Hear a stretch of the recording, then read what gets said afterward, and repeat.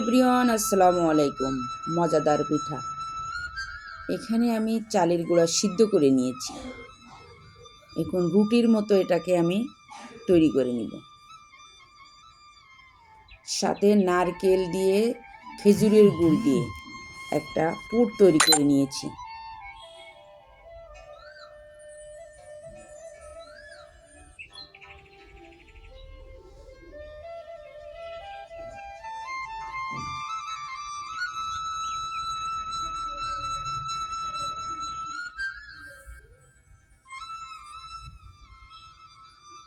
এখন নারকেলের পুরটা দিয়ে আমি রোলের মতো শেপ তৈরি করে নিব।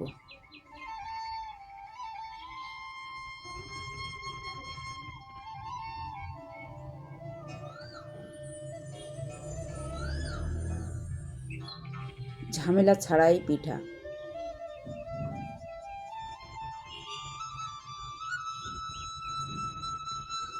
এখন দুই পাশটা একটু মুড়িয়ে নিব যাতে পুরটা বের না হয়ে যায়। এভাবে আমি আরও একটা পিঠা দিয়ে পুর তৈরি করে নিব।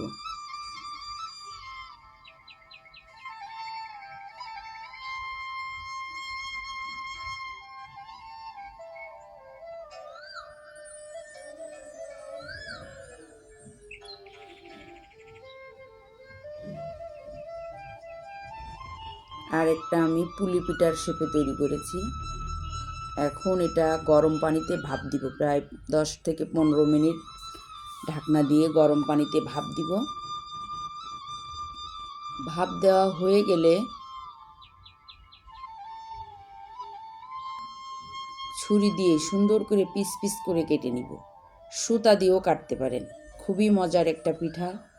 সবাই ভালো থাকবেন। আল্লাহ হাফেজ।